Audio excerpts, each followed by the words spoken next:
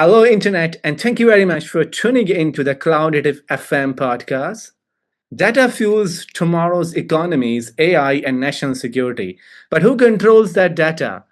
Today, we are talking about digital sovereignty, a topic that is missing in this YouTube channel. So, Gabriel, welcome to this show. Could you start by telling our listener a bit about your role and why sovereignty sits on your radar these days? So the element of sovereignty became quite relevant, especially in our focus as well during last year. Yeah, and I think you can kind of see what was the trigger for that. I think it's the geopolitical situation, right?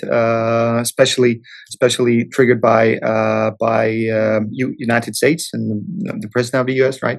That started quite a lot of I would say pushback and quite a lot of discussion overall in quite a lot of businesses, especially in European Union, about how to handle it. In conversation you having with customers, like what are their pain point considering compute, network, storage, or what are the one key reason you see there's a lot of frustration and a lot of the innovation happening in the geopolitical development? Everyone knows what tariffs are and how the US president plays around with tariffs, right? What a lot of people are also now seeing is it's not a one-sided action. There's always a reaction to it. And especially if you're in the European space, right, there's now very open talk by the EU Commission to do reciprocal tariffs on all US software products, which would hit especially every company that is using Azure, Microsoft, Google. 80%, you can see that later on as well, 80% of all the software that's being used by EU companies is not EU based. Yeah.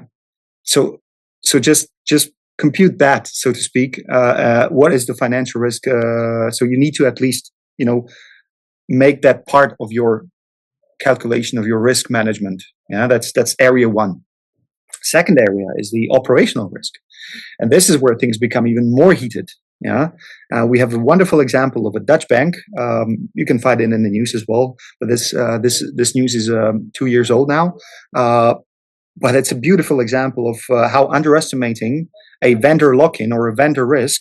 That's, by the way, also for the same reason, a geopolitical event has caused the bank to simply go bankrupt within a few months. Yeah, because they were declined access to their Microsoft Azure cloud because they were not a good partner.